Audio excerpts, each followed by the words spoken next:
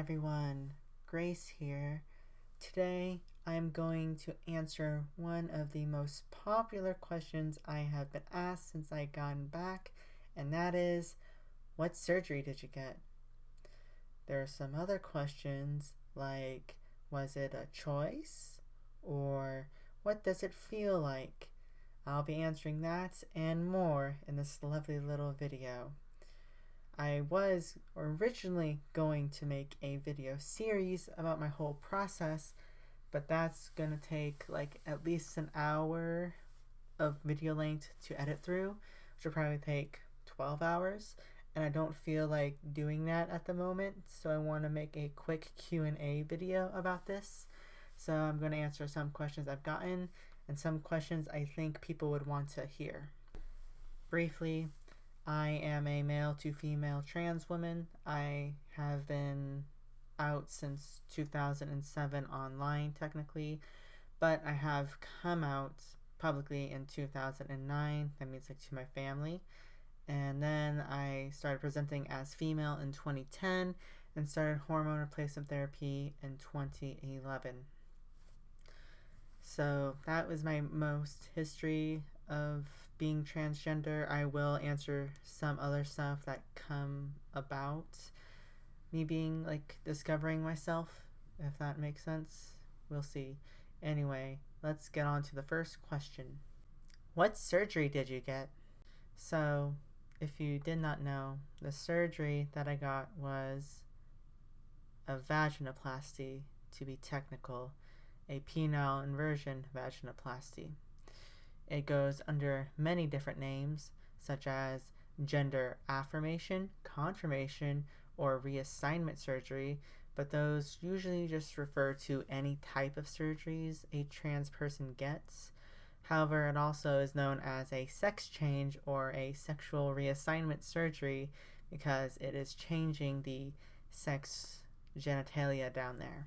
The one I chose, being the penile inversion, is where they take the penile tissue and then push it inward and then use the other tissue to create a vagina. So that means like it'll have the appearance of a vagina but also the depth. The surgeon I went with was Dr. Stiller, and he does 3 surgeries. One is a zero depth, which is just basically the appearance, but you can't have sex with it. Mine, you can. And then there is the colon vaginoplasty, which is 2 stages.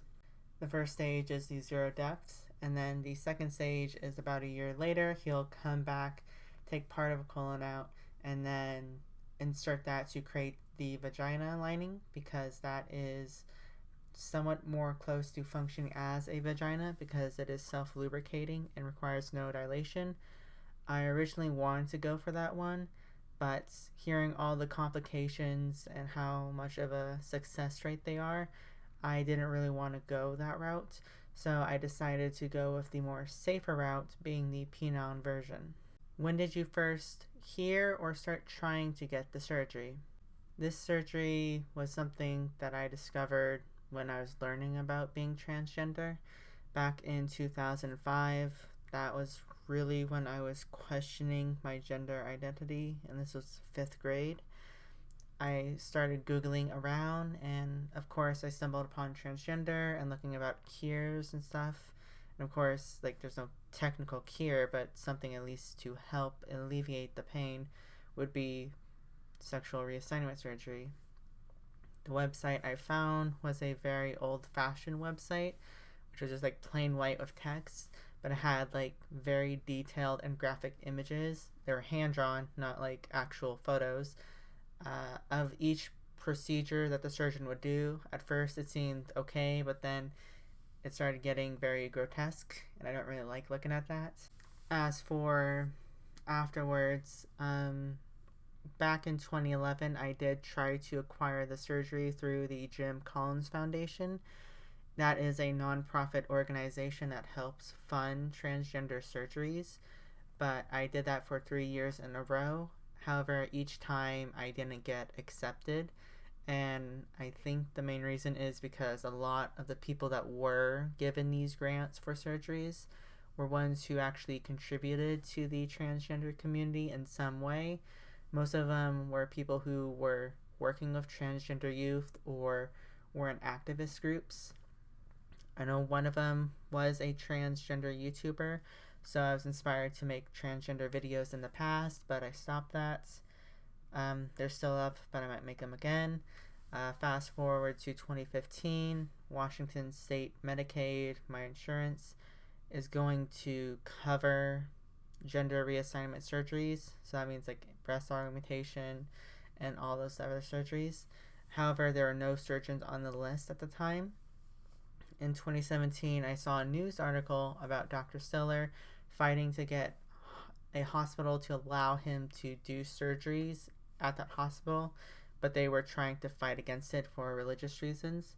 He obviously won, but then I learned he was doing it under Washington Medicaid, so I'm like, oh, I can actually start doing this. So in 2018, that's when I started like getting into the process of actually acquiring the surgery.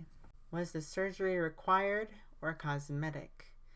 Now, the person that asked this question phrased it as if it was a choice, which partially I went into in a previous video about that choice, and I'll explain that later at a different question. But this surgery is 100% required for me. It's not required for every single trans person. Some people may be comfortable with their genitalia, while others will have severe dysphoria, like me. And just to excruciate the details, one of the things that I really like to do is cosplay, but I'm very self-conscious about that area. So there's like some costumes I would love to wear, but I just can't for down there. I have tried tucking before, but then even in my daily life, it's just really annoying because usually what happens is even though I tuck and it looks passable, I would usually wear long like clothing. So it means like longer shirts, longer blouses, not dresses for what I'm referring to, because at least they can't see under the dress. But I usually wear long clothing to hide it because I'm like very self conscious about that area, and I'm like, I hope no one looks down there and sees it. But even then, I like always put my hands in front of it, like in a more like reformed manner. So it's like crisscross hands in front. That just seems like normal standing, I guess. But I was very self conscious and I was like blocking that area because I don't want people to see it. So having this surgery helps alleviate that. But also, I never really liked having a penis. So it's just really annoying and tedious for me because it's always like been in the way of things, and I've never understood like people's fascination with it because when I first came out, people were saying, oh, just try being a boy and make sure that you're okay, just like to be more self-conscious of me and being more like caring regarding making sure I was making the right decision. However, even when I did try to do that, I didn't really enjoy it. And I guess to be more specific, when people were talking about relieving oneself, if you know what I'm referring to, I tried that and I just had a severe panic attack or something similar. I just like did it once and I just like felt very terrible and horrified because it just felt extremely wrong in my opinion. So yeah, that's my reasoning for getting the surgery, but it's like 100% for me. Then I definitely needed it. So definitely 100% required. It did help alleviate gender dysphoria so far from my experience. But yeah. What was the process of authorizing the surgery like? So I can go into this in a lot more detail, but to keep it short, it went as a breeze, I guess. So the long hold on various things was due to miscommunication. However, once those miscommunication errors were fixed, the authorization process was a breeze. I got things practically approved within less than a week. So that means gender reassignment surgery, laser hair removal, medication and all this stuff. It was all approved within less than a week.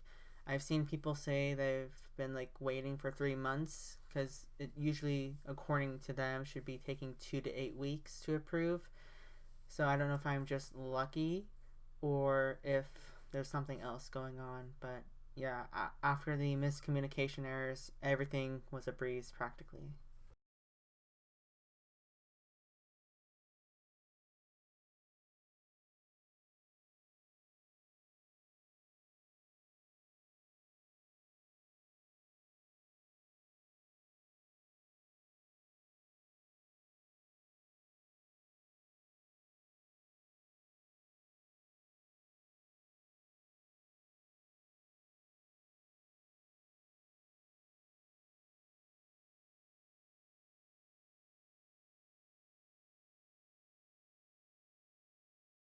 What is the pre operation process?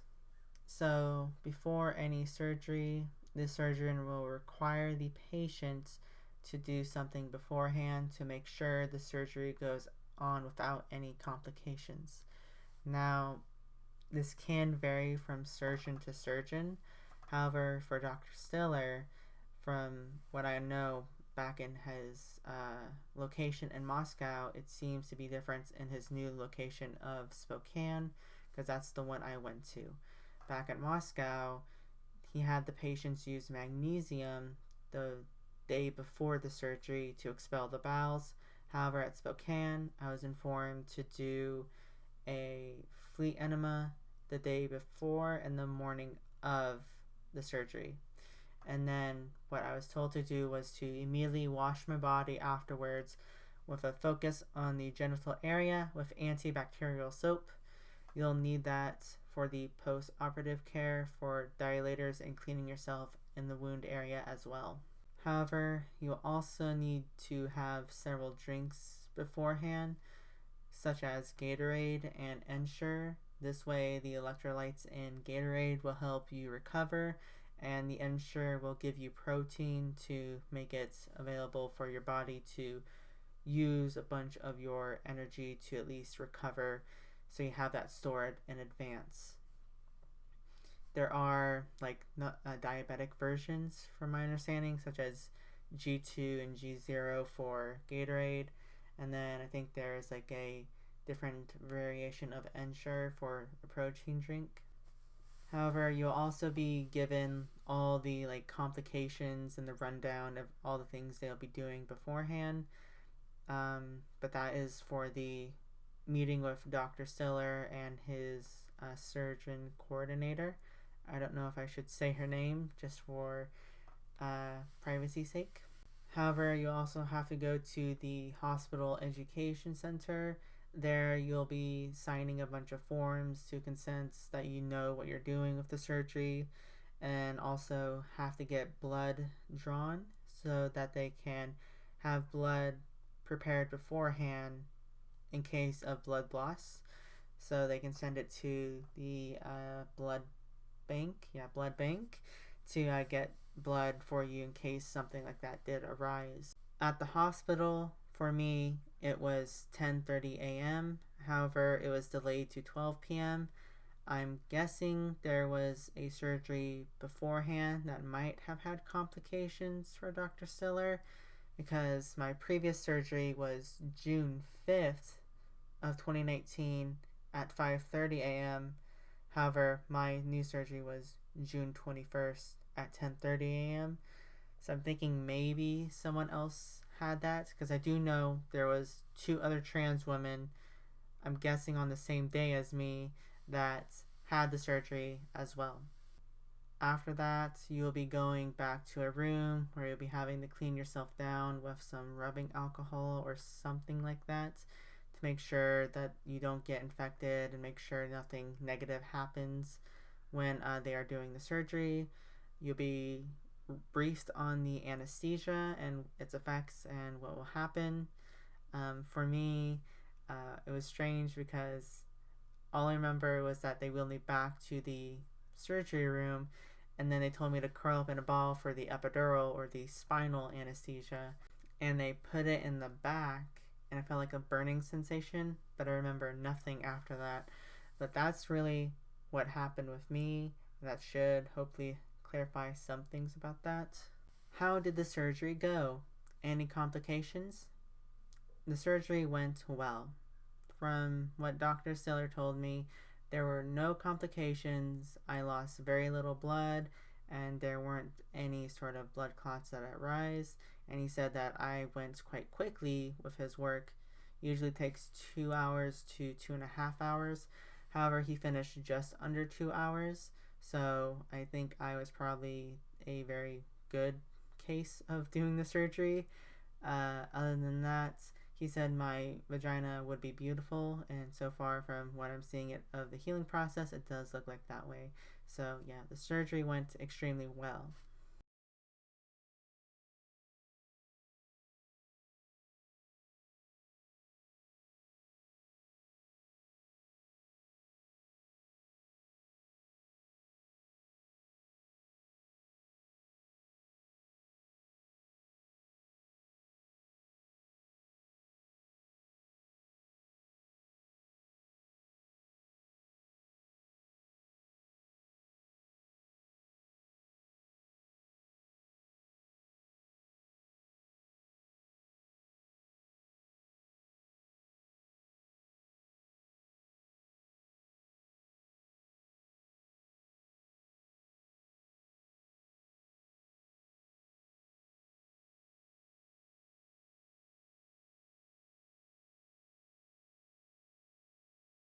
What was the post operation recovery like while in the hospital?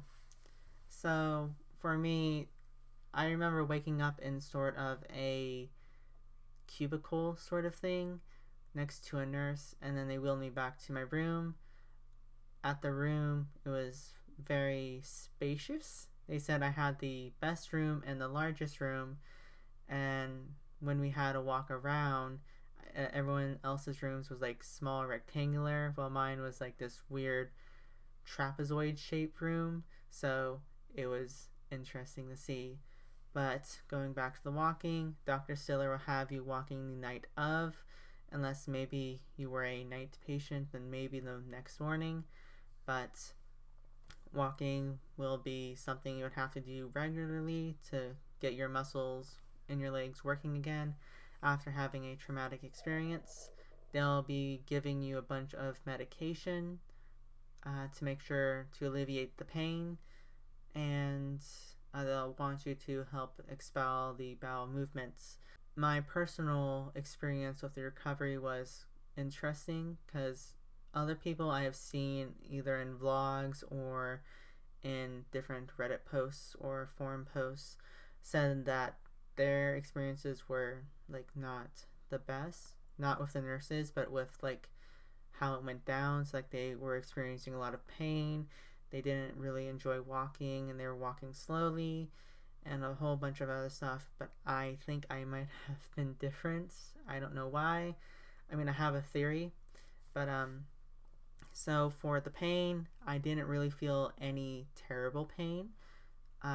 Like it was like I would say a 2 or 3, from my opinion, but that might vary from person to person. But yeah, it didn't feel very painful. There was only one time it felt painful, and that was when a blood pump fell open, like the wire like came out, and like blood started coming out, and like, I guess it was starting to form a clot, and like everything was located in that area. However, they fixed that. It was because I was walking, by the way, that it fell out. Um, but yeah, that was the only time I felt like sort of any extreme pain, but I would say it was like more like a 5 or a 6. Um, as for walking, they said I was practically racing around the halls. I felt like I was just like slowly like pacing myself, like I wasn't like I was walking normally but at a slower pace. However, I can see other people were like slowly walking. So, but yeah, it was very uncomfortable with the packaging down there. Um, as for why I think my experience may have been different is due to body memory, because I have had a traumatic experience and a surgery as a result. So maybe my body recognized that I was doing something similar, and I had like the idea of what to do after experiencing that. So I just did it again several years later.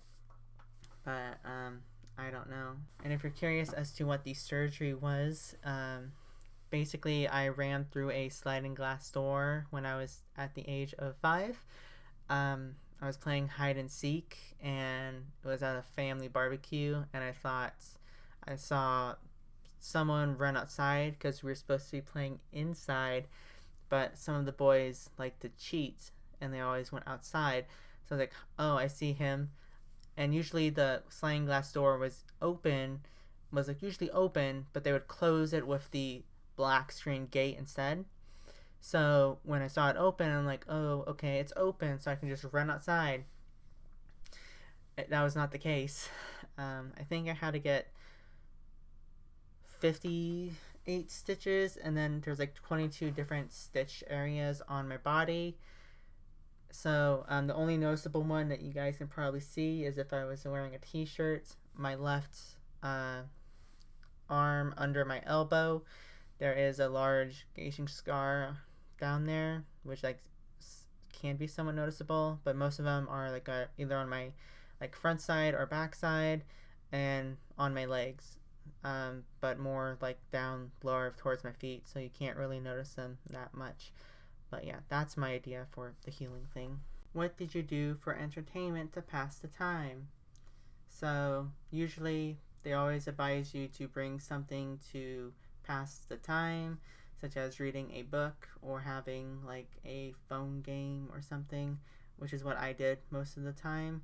I mostly played like Cook But Play, Love Live, Dragalia Lost, those games. However, I did bring Ruby with me. A lot of the times I see people talk about how they bring their own like stuffed animal, and it helps them like they caress it when they're feeling pain. So I was thinking like, you know what? I'll one up them. I'll bring an anime girl with me. How sad and pathetic do I sound? Wow. Anyway, Ruby was there and she was very helpful. 2 of the nurses recognized it was an anime nesobiri, and we did get talking about some anime, so that was very comforting and also entertaining to at least pass the time. But also I usually used my phone to watch any videos or episodes of anything. I did bring one book, but that'll be for a different video because we're going to talk about that later. But yeah, that's basically what happened. What was the post-operative recovery like after the hospital?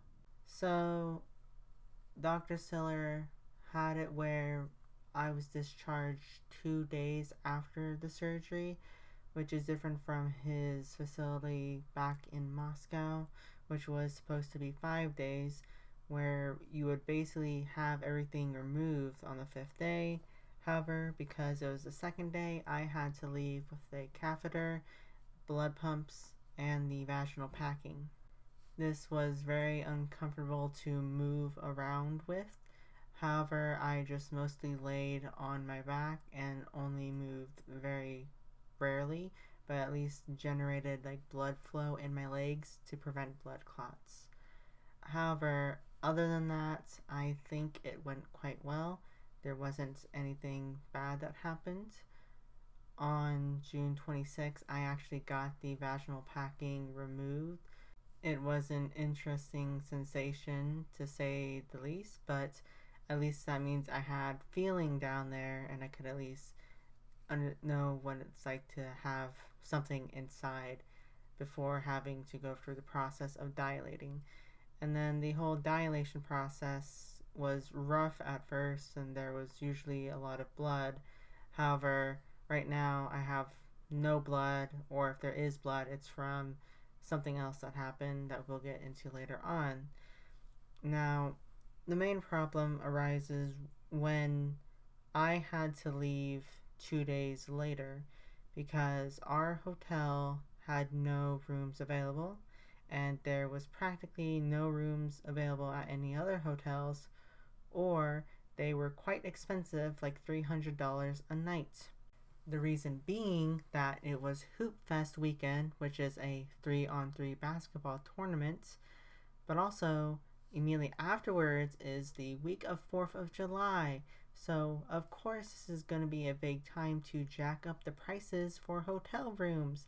And since everyone's coming and traveling to and fro, there isn't much room available to stay anywhere. Now, my family and I had to leave, and we contacted Dr. Stiller beforehand, informing him what was happening because we couldn't do anything. And we did tell him beforehand about this process because originally what was supposed to happen was that our insurance broker, Paratransit, is supposed to cover lodging. For people that go through this whole process, do know that your insurance broker does cover lodging. They do not mention it anywhere on their website or even in their brochures.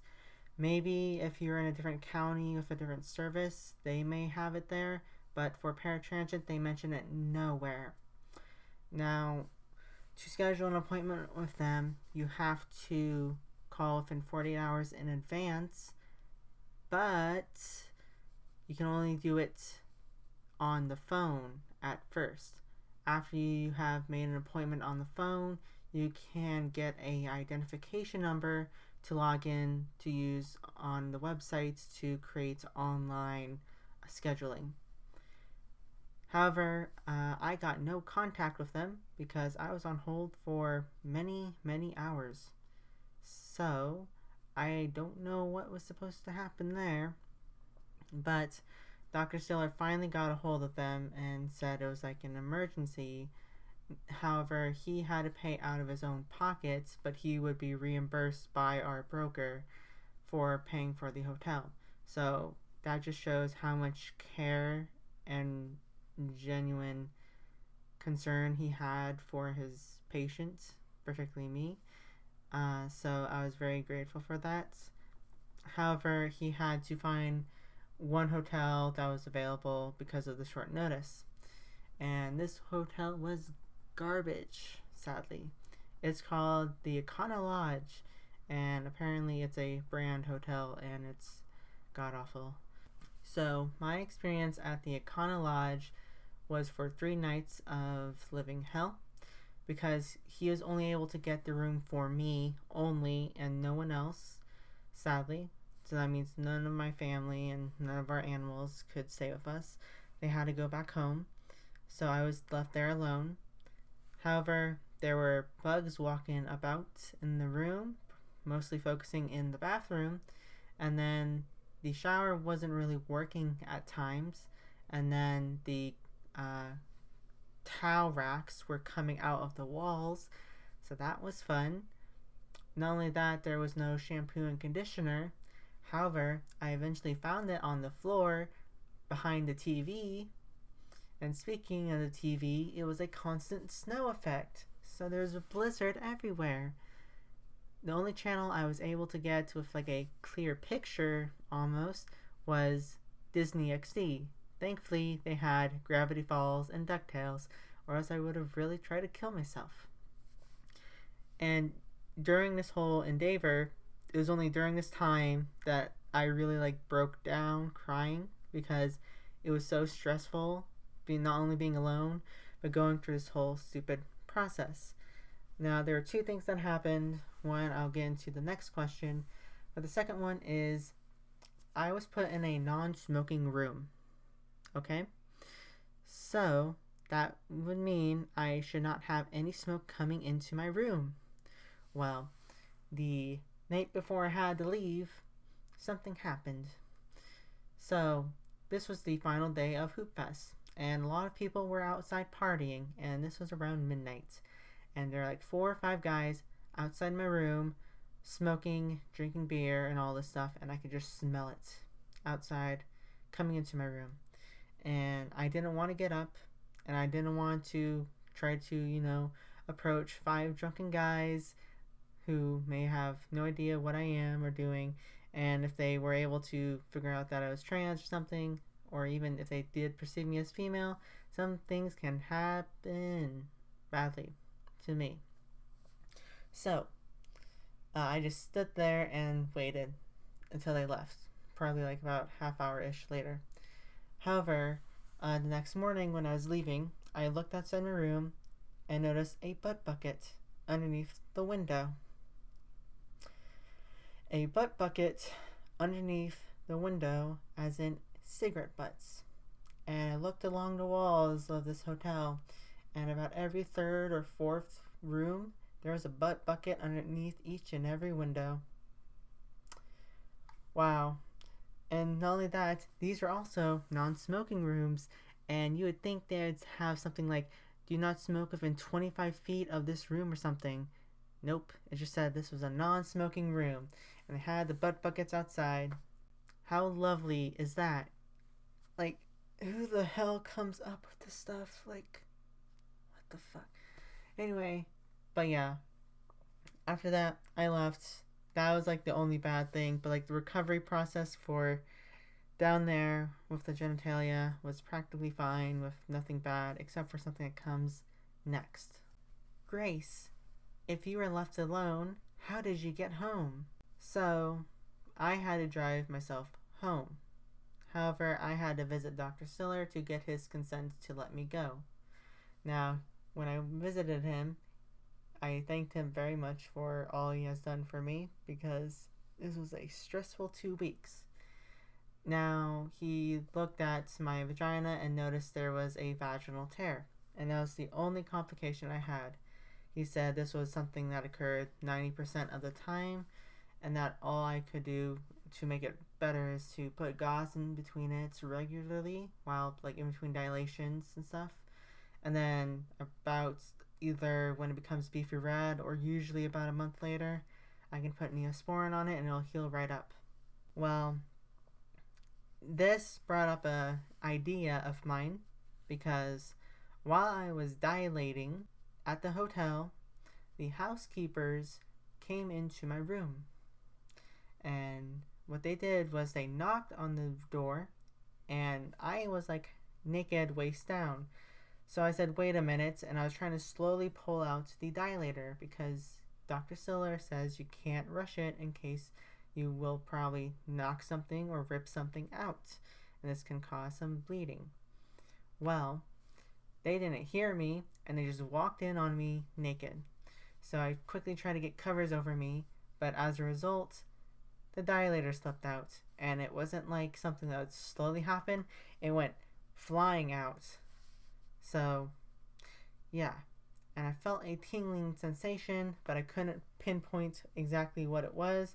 I just thought maybe it was something uncomfortable because of what happened. Well, I think we all know what caused the vaginal tear now. So, after that, he said I could actually drive myself home as long as I wasn't on narcotics. Thankfully, I wasn't, because I already knew beforehand and I read the back of the labels of the prescriptions he gave me. So, I was able to drive myself home partway. You're going to be seeing some photos because what happened was, well, my family was supposed to meet me halfway. However, on the way there, they were stuck in traffic. Well, my way was like pretty much a breeze. So it like took us like an hour and a half for them and 3.5 hours to 4 hours for me to actually meet up with one another. Like we left at the same time. It's just that theirs was stuck in rush hour traffic or something. So yeah, but we stopped and met at Snoqualmie where my mother drove the rest of the way home. So yeah, that's basically what it is. It was quite uncomfortable for me to sit after like 2 hours, so I was thankful to at least get something out, and I didn't really stop anywhere. I mean, I did stop one place, and I wanted to stop at something else, because it's a funny story, and I guess I'll just say it here quickly. So, as you cross the Columbia River, what you notice is that there is a sign that says Vista Viewpoint, next right. And I'm like, oh man, I can't wait to see it. Actually, no, it's not Vista 1 point. It was